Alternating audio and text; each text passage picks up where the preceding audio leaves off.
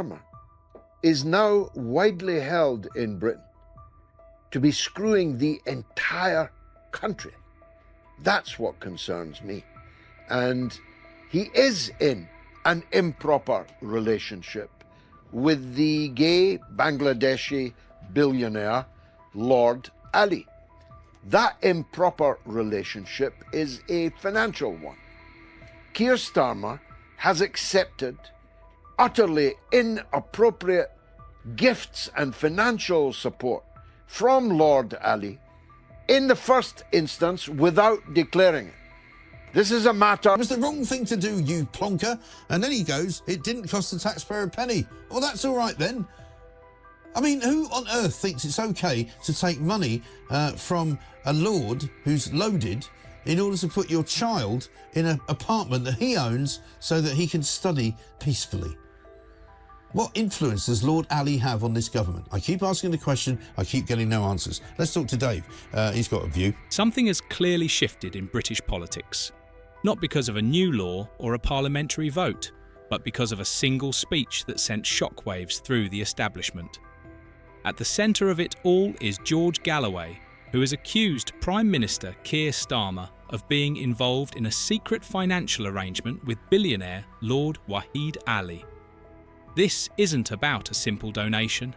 It's about expensive gifts, undisclosed benefits, and alleged political favours that were never officially declared or made public.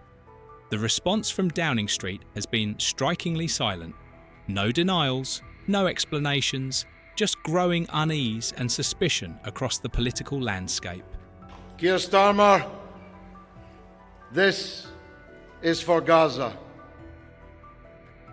You have paid and you will pay a high price for the role that you have played in enabling, encouraging, and covering for the catastrophe presently going on in occupied Palestine in the Gaza Strip. Lord Ali is far more than just a political donor.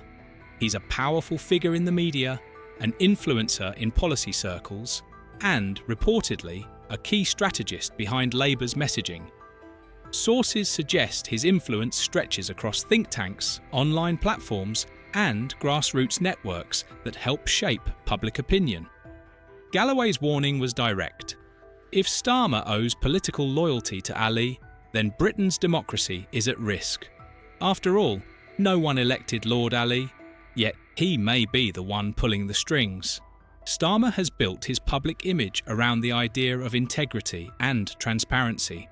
But if these financial connections are as deep as claimed, that clean image could be little more than a polished facade, created, funded, and managed by those with the biggest wallets.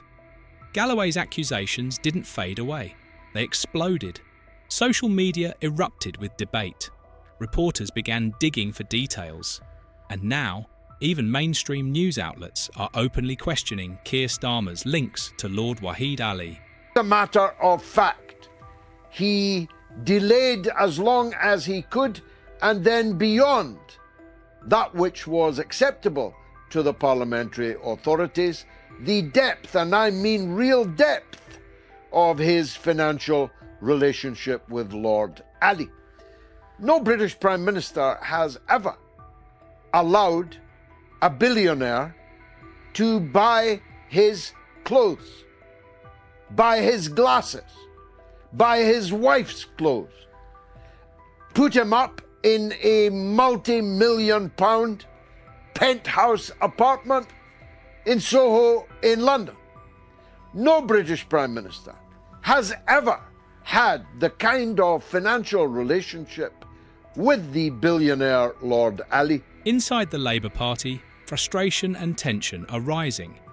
MPs say they were never informed about these alleged dealings. Some are publicly demanding answers, while others are quietly combing through emails, records, and donation lists, worried that more damaging information could surface soon.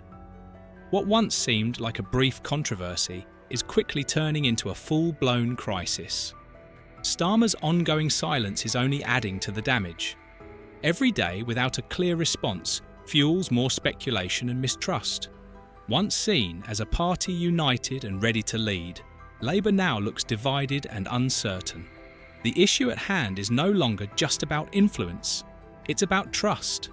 Voters aren't merely wondering if something is wrong anymore, they're asking how deep it goes. And until answers come, speculation will continue to fill the silence. Breaking news for you. As if you thought the gravy train had hit the buffers. Well, it hasn't, ladies and gentlemen. More revelations from Keir Starmer. This morning he admits that he took £20,000 in donations from Lord Ali for accommodation for his 16-year-old son to study, in his words, peacefully for his GCSE exams. I presume this means that's part of the £20,000 that was racked up for using the apartment that Lord Ali has, £18 million apartment apparently in Covent Garden, a penthouse. Now previously they said they used that for meetings. Previously they said Keir Starmer worked there on the night of the election. Previously they said that this was a place that he used to use for planning meetings during the election campaign. Now he's saying it was for his son to study peacefully for his GCSEs. Well, I don't know how much peaceful studying he was doing while they're all having a party on election night. Really? Seriously? Starmer said somebody offered me accommodation. Somebody, you mean Lord Ali, offered me accommodation where we could do that, and I took it up, and it was the right thing to do. No, it wasn't. The longer Starmer stays silent, the more his reputation begins to crumble. Reform was supposed to be his trademark, but without accountability, that promise starts to look like a carefully built illusion. George Galloway's challenge has cut deeper than anyone expected. It's exposed a rising belief among voters that Labour isn't being led. It's being managed, and not in the public's interest, but for private advantage. This isn't the story Labour wanted, but it's the one they're now trapped inside. If Starmer keeps avoiding the truth, the political fallout won't come slowly. It will hit hard and fast. Most scandals fade with apologies and resignations, but this one feels different. It feels systemic. This isn't about a single man or one bad decision. It's about a political machine that may be fundamentally compromised. Now questions are spreading beyond Labour to all parties. Who funds them? Who influences their decisions? Who really pulls the strings behind the scenes? Starmer's silence is no longer strategic. It's self-destructive. What began as a contained controversy is quickly turning into a nationwide reckoning. The image of calm, principled leadership has shattered. What's emerging behind it feels uncomfortably familiar. Secrecy, wealthy donors, and the same old elite politics dressed up in new clothes. And in a country already on edge, that's a story no leader can outrun. Galloway's accusations aren't wild conspiracy theories. They outline a troubling pattern. Targeted donations, hidden influence, and media manipulation. Every thread that's pulled seems to reveal another link between Lord Wahid Ali and the core of Labour's operations. The question dominating the public conversation isn't whether Ali donated money, it's what he got in return. Was it access to power? Influence over the media narrative? A voice in policy making? And if so, were these privileges disclosed or quietly buried? If these connections truly reach into the Prime Minister's office, as the allegations suggest, the consequences are massive.